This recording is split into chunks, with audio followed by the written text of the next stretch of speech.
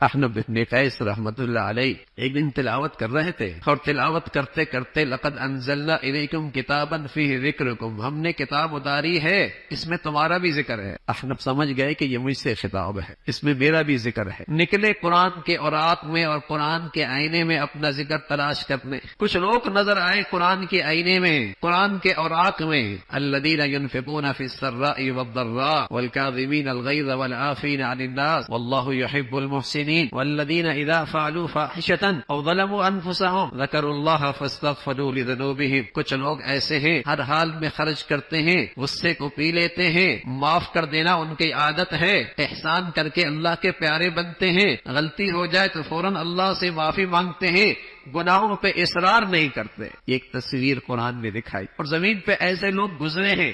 قرآن نے یوں ہی تصویر نہیں کھینچی ہے، ایسے مقدس بزرگ اللہ والے گزرے ہیں۔ احنف بن قیس نے یہ تذکرہ پڑھا، شرمندہ سے ہوئی ہے، کہا مولا یہ تذکرہ بجا ہے لیکن میری تصویر زندگی کے ان سے میل نہیں کھاتی۔ کچھ لوگ اور نظر آئے، عباد الرحمن، اللہ کے نیک بندے ہیں، یمشون علی الارض ہونا، جن کے اندر عاجزی ہے، جن کی گفتار اور جن کی چال میں بڑی عاجزی ہے۔ وَإِذَا خَاطَبَهُمُ الْجَاهِلُونَ قَالُوا سَلَامًا، اگر کوئی آدمی ان سے الجھتا ہے سلام کہہ کر اس سے الگ ہو جاتے ہیں، الجھتے نہیں ہیں۔ والذین یبیتون لربہم سجدا وقیاما، راتیں قیام میں اور سجدے میں گزرتی ہیں، لیکن کسی غلط فہمی کا شکار نہیں ہوتے کہ بزرگی میں آ گئے، بلکہ یوں بھی کہتے ہیں ربنا اصرف عنا عذاب جہنم، اللہ جہنم کے عذاب سے بچا دے، انہا کان غراما، بڑا رسوا کن ہے۔ شرک نہیں کرتے، زنا نہیں کرتے، ناحق قتل نہیں کرتے، جھوٹی گواہی نہیں دیتے، گناہوں کی مجالس میں نہیں جاتے، اپنی نہیں اولاد کے لیے بھی فکر مند رہتے ہیں، اللہ انہیں بھی متقی پرہیزگار بنا دے۔ احنف بن قیس نے جب یہ تصویر دیکھی پھر شرمندگی سے ہوئی، پھر سر جھکایا کہ مولا یہ تصویر بھی بجا ہے لیکن تذکرہ اس میں میرا کوئی نہیں۔ کچھ لوگ اور نظر آئے، وَإِذَا ذُكِرَ اللَّهُ وَحْدَهُ اشْمَئَزَّتْ قُلُوبُ الَّذِينَ لَا يُؤْمِنُونَ بِالْآخِرَةِ، کچھ لوگ اور ہیں جہاں اللہ کا تذکرہ آتا ہے پیشانی پہ بل آ جاتے ہیں، ناگواری سی ہو جاتی ہے۔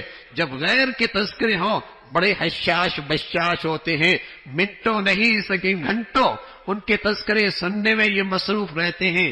یہ تذکرہ آیا، احنف بن قیس کہنے لگے اللہ میری پناہ، میرا ان لوگوں سے کوئی تعلق نہیں۔ کچھ لوگ اور قرآن کے اوراق میں نظر آئے، ما سلککم فی سقر قالوا لم نک من المصلین، کیوں پڑے ہو جہنم میں؟ کہنے لگے لم نکو من المصلین، نماز نہیں پڑھتے تھے، ضرورت مندوں کو کھلایا نہیں کرتے تھے، بے دینوں کے ساتھ مل کر اہل دین کا مذاق اڑایا کرتے تھے، مرنے کی بات کی زندگی کا یقین ہی کوئی نہیں تھا۔ احنف بن قیس کہنے لگے مولا اللہ کی پناہ، تیری پناہ، میرا ان سے بھی کوئی تعلق نہیں، لیکن قرآن کے اوراق میں اپنی تصویر دیکھنی ہے، قرآن نے جو کہا ہے اس میں تیرا بھی ذکر ہے۔ کچھ لوگ اور نظر آئے، کچھ لوگ اور نظر آئے، وآخرون اعترفوا بذنوبہم خلطوا عملا صالحا وآخر سیئا عسى اللہ ان یتوب علیہم، کچھ ایسی بھی ہیں نیکیاں بھی کرتے ہیں، کچھ غلط بھی ہو جاتا ہے، نیکیاں بھی کرتے ہیں، کچھ غلط بھی ہو جاتا ہے، لیکن اقراری مجرم ہیں، مولا کے سامنے ندامت پیش کرتے ہیں، اپنے گناہوں کا اعتراف کرتے ہیں، مولا سے کہتے ہیں مولا غلط ہو گیا ہے، غلطی ہو گئی لیکن غلط ہو گیا، ندامت اور شرمندگی ہے۔ احنف بن قیس نے جب یہ آیت پڑھی کہنے لگے اللہ میرا ذکر بھی موجود، اس میں میرا ذکر بھی موجود ہے، اور ایسوں کے بارے میں اللہ نے کہا عسى اللہ ان یتوب علیہم، جب تو اللہ کی طرف ندامت لے کے آئے گا اللہ تیری طرف اپنی رحمت لے کے آئے، اللہ کریم تیری طرف اپنی رحمت لے کے آئیں گے۔ تو میرے عزیزو قرآن تو آئینہ ہے، تلاوت بھی مسلمانوں میں ہوتی تھی، مسلمان قرآن کے آئینے میں اپنا جائزہ بھی لیا کرتے تھے، ارے قرآن ہی کو اپنی کامیابی ناکامی کا معیار بناتے تھے، قرآن ہی کو اپنی عزت ذلت کا معیار بنایا کرتے تھے، قرآن سے ایسا تعلق تھا۔ تو میرے عزیزو اللہ کے لیے آج بھی سنور سکتا ہے، کل بھی سنور سکتا ہے، دنیا بھی بن سکتی ہے۔ رسول کریم صلی اللہ علیہ وسلم فرمایا کرتے تھے تلاوت قرآن دنیا کے لیے تمہارے لیے نور ہے، اور تلاوت قرآن آخرت کے لیے تمہارے لیے ذخیرہ ہے۔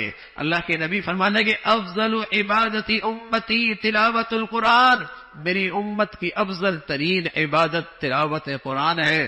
تو میرے عزیزو، کیا یہ اچھا ہے اس مختصر سی مجلس میں ہم سب ہی طے کر لیں، اللہ سے مانگ لیں کہ انشاءاللہ اب زندگی بھر تلاوت قرآن کا معمول رہے گا۔ سب فرمائیے نا انشاءاللہ، انشاءاللہ زندگی بھر تلاوت قرآن کا معمول رہے گا۔ کوشش کیجئے فجر سے پہلے وقت مل جائے، فجر کے بعد مل جائے، خدا نخواستہ دن بھر مصروفیت کی وجہ سے وقت نہ ملا، رات سونے سے پہلے صحابہ خود اللہ کے نبی نے روزانہ اپنی تلاوت کا معمول بنا رکھا تھا، اور کبھی اگر دن بھر میں وہ تلاوت کا معمول پورا نہ ہوتا، رات سونے سے پہلے اپنی تلاوت کا معمول بنا لیا کرتے تھے۔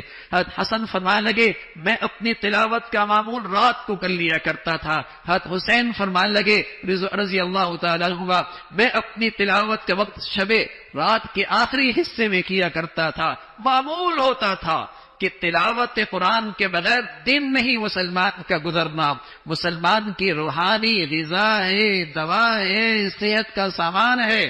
تو میرے عزیزوں، معمول بناؤ، نہ صرف اپنی ذات تک، اپنی گھر کی عورتوں کو بھی اس معمول پہ لے کے آؤ، اپنے بچوں کو بھی اس معمول پہ لے کے آؤ۔ قرآن کی برکتیں زندگی میں دیکھو گے، گھرانوں میں دیکھو گے، آخرت میں لحاظ سے میرے عزیزوں یہ بڑی دولت اور ذخیرہ ہے۔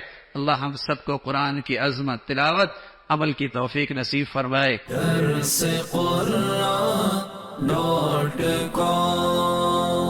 www.darsequran.com